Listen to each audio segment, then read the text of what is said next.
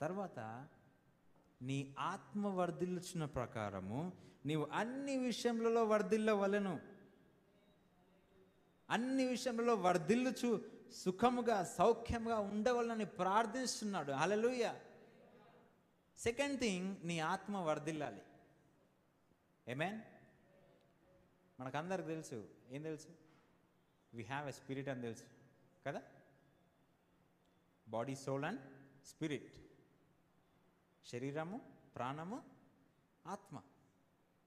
మనమందరము ఈ లోకంలో ఉన్న ప్రతి ఒక్కరూ ఆలోచించే విధం ఏంటంటే, నేను బ్లెస్డ్ అయి ఉండాలి, నేను అన్ని విషయాలలో వర్ధిల్లాలి, అన్ని విషయాలలో ఆశీర్వదించబడాలి, నేను ఆశీర్వాదం నాకు కావాలి, ఒంటరిగా ఉంటే నాకు మ్యారేజ్ అవ్వాలి, నాకు సాంగత్యం సహవాసం కావాలి, ఇద్దరుగా ఉంటే మాకు పిల్లలు ఉండాలి, పిల్లలు కలిగి ఉంటే వాళ్ళు గొప్పగా చదువుకొని ఉండాలి, గొప్పగా చదువుకున్న పిల్లలు ఉంటే వాళ్ళు ఇంకా గొప్ప జాబులు చేయాలి, నాకు అన్నీ కలిగి ఉండాలి, అన్నీ కలిగి ఉండాలి.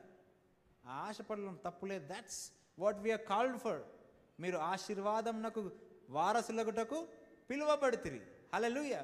ఆ మాట ఆశీర్వాదం నాకు వారసులగుటకు మీరు పిలువబడితిరి అని ఎంతోసార్లు చదివి ఉంటాం. మనం దాన్ని ప్రొక్లెయిమ్ చేసి ఉంటాం. అంటే మన మీద మనం పలికి ఉంటాం, కానీ మనము ఆశీర్వాదాన్ని ఎక్స్పీరియన్స్ చేయకపోయి ఉండొచ్చు. We might not have that blessing. మనం కోరుకున్న విధంగా ఆ ఆశీర్వాదం మన జీవితంలో లేకపోయి ఉండొచ్చు. కారణం ఏంటో తెలుసా? We're lacking fruitfulness in the spirit.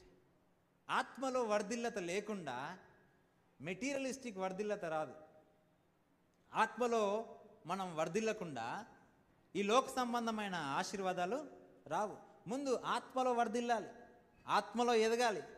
మరి ఎలాగయ్యారు? ఆత్మలో ఎలా ఎదుగుతుంది కదా? It's a question. ఆత్మలో వర్ధిల్లాలంటే how do we grow in spirit? Hallelujah. మనం ఏ విధంగా ఆత్మలో వర్ధిల్తాం చెప్పండి? ప్రార్థన ద్వారా, ఇంకా విశ్వాసం ద్వారా, అలా చెప్పుకుంటుంటే చాలా ఉన్నాయి కదా.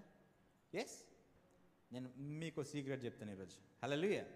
ఆత్మలో వర్ధిల్లాలి అంటే మన ఆత్మ పరిశుద్ధాత్మ దేవునితో కనెక్ట్ అయి ఉండాలి. హల్లెలూయా. మన ఆత్మ పరిశుద్ధాత్మ దేవునితో కనెక్ట్ అయ్యి లేకపోతే వర్ధిల్లత ఉండదు.